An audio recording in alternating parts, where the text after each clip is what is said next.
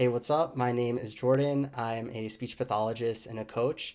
And in today's video, I wanted to answer the question, where do I even get started?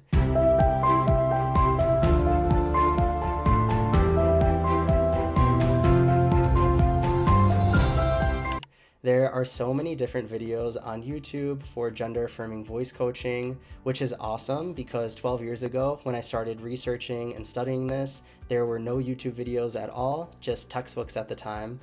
But the thing is that the videos it's kind of funny because I'm literally making a video right now and putting it on YouTube, but some of the videos can be really confusing. It leaves people being like more confused, which makes them avoid practicing in the first place because they're like, why would I do something when I can't even understand one YouTube video about it? It's too hard, so I'm going to avoid it. So today I wanted to give you some clarity that it is possible to modify your voice. I see it every day. I've worked with hundreds of people at this point, and I want to put in your mindset that it's possible to modify your voice in under a year. Usually I work with clients, it takes about 10 to 15 sessions. So if somebody's telling you it takes like 2 to 5 years, that is just not true. It's something that you can do within a few months if you put in like the time, the effort, and you're in a good moment where you want to get started. So I want to put that in your mindset already, that it is possible to modify your voice. If you're sitting there thinking like, I can't do this, yes, you can. So where do you get started? When I have like my first session with a client, the first thing that I'll do with them is first like get to know each other, we'll vibe out, and I'll find out their like goals, what's going on, and then after that I'll want to do an acoustic assessment. So with doing an acoustic assessment, there's a free tool that you can do to do this yourself, and it's actually called Voice Tools. So if you have a moment, grab your device and download the app Voice Tools, and at the bottom center of the page there's a section that says Analyze. You'll click that and then some text will come up. What you'll do is you'll hit the microphone and read the text.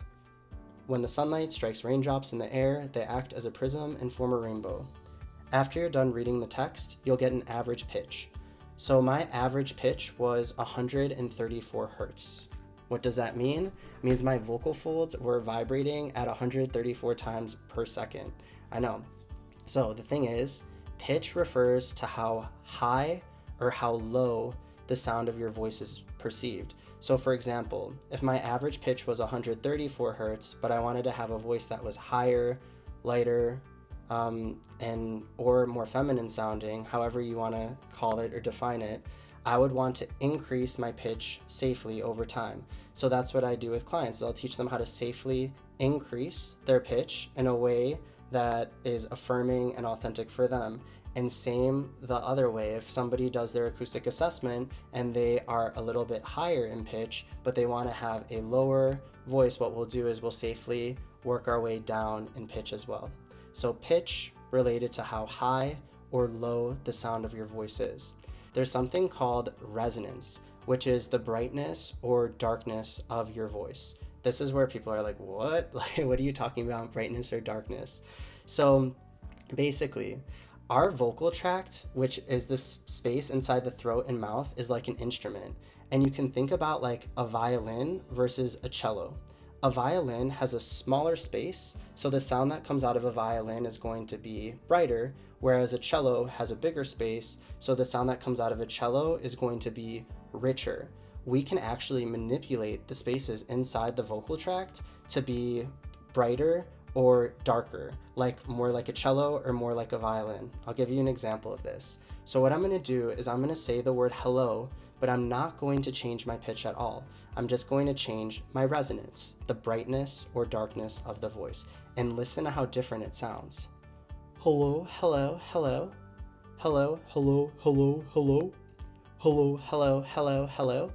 So the really cool thing about resonance is like we can find a vibey spot, whether that's bright, neutral, or dark.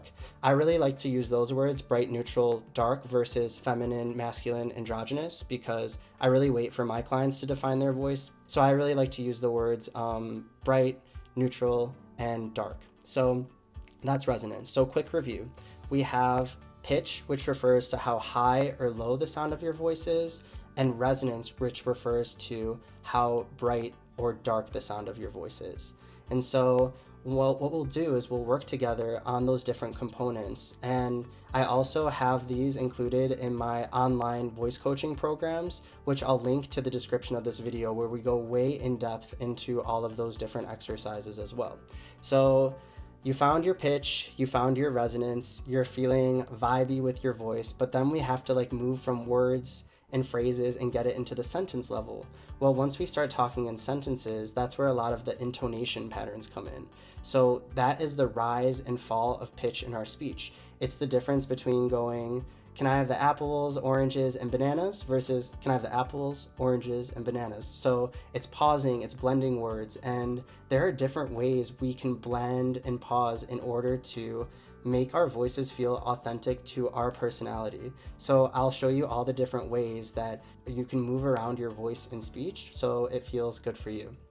All right, so we've covered pitch, how high or low the sound of your voice is; resonance, the brightness or darkness of your voice; and intonation, how you move around your pitch in speech. So once we go over those fundamentals, in my programs, I really like to incorporate nervous system regulation stuff, because a lot of the clients that I work with are super dysregulated. By super dysregulated, I mean that they live in the sympathetic nervous system states of fight, flight, or freeze. And so those are different nervous system states that actually really impact the voice. That's why I really started studying and researching it. And so within the courses that I teach, we'll also go into nervous system stuff, how to relax, and I really love also incorporating other coaching modalities to help people really not just like find their voice, but also align with their most authentic identity, how they move in the world, their posture, how they want to show up. Another thing is, if you're looking for like structure of how to do the work, there are like online programs that you can do, but there's also coaches that you can find. So there's kind of two different pathways for coaches. One would be working with a speech and language pathologist, and another would be working with a voice coach who maybe has a background in music or something else related to the voice area. Now, here's the thing. I'm a speech and language pathologist, but just because somebody's a speech and language pathologist does not mean they are like ready to work with the trans community. Something that you should ask somebody if you're about to do an assessment training with them is to ask them how many trans people that they've worked with, because I think now speech pathology programs are incorporating this in the work, but all of the training I did when I was 19 and I went to a conference, I was like, I found a conference about gender-affirming voice coaching. I was a volunteer there. And I went back to my university and I'm like, when are we taking the class on this? And they're like, there is no class. So when I was 19, I literally called the author on the back of the book, who like really was like one of the pioneers of the field in gender-affirming voice. His name's Richard Adler. And I was like, can you please be my mentor? So for me, that's how I got my foot in the door of working with trans and gender non-conforming folks.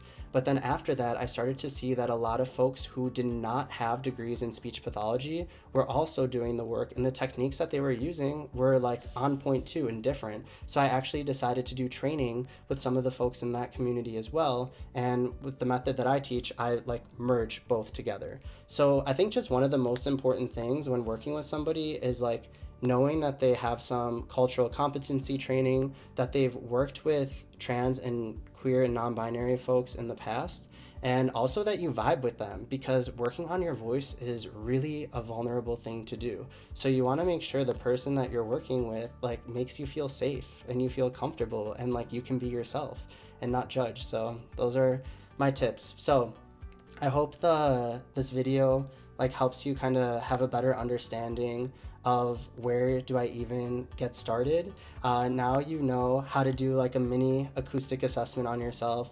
You know some basic definitions of pitch, of resonance, and of intonation, and maybe who to look for support if you're wanting to get started on this work. So if you're interested in learning more about how I can support you, I will link a scheduling link if you wanted to schedule a consultation with me. I also offer 2 online courses for how to find your authentic voice, and we go over all the different components related to pitch, resonance, intonation. But aside from the fundamentals of voice, I also incorporate tools for nervous system regulation and how to shift your mindset, because in my opinion, those things are just as important as the fundamentals of voice. So hope you found this video helpful, and I'll see you in the next one.